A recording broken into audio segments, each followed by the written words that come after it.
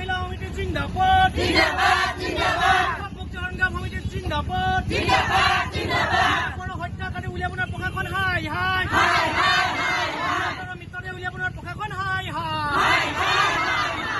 মৃতদেহ উলিয়াবনৰ প্ৰশাসনৰ কাম নাই মৃতদেহ উলিয়াবনৰ প্ৰশাসনৰ কাম নাই হত্যাকাৰীক ফাঁচি দিব লাগিব বসন্ত দিহিঙাক ফাঁচি দিব লাগিব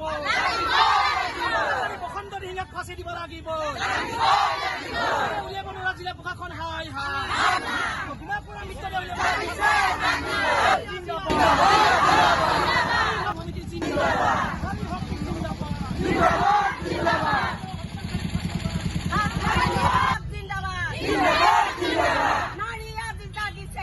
ইতিমধ্যে ডিমৌৰ যিটো ঘটনা বিনা কোঁৱৰক যি হত্যা কৰি ইতিমধ্যে প্ৰশাসনৰ আগত স্বীকাৰোক্তি কৰিছে যে তেওঁ স্বামী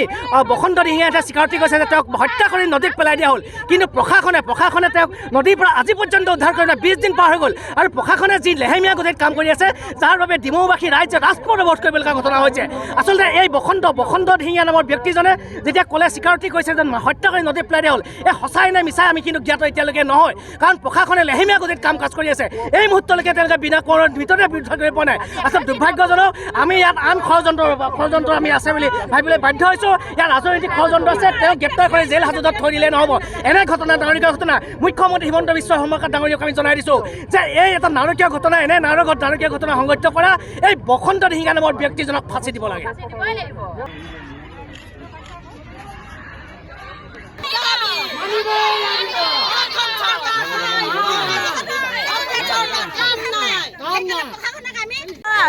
নিৰুদ্দেশ হোৱা স্বামী ঘৰৰ পৰা নিৰুদ্দেশ হৈছিলে সেই নিৰুদ্দেশৰ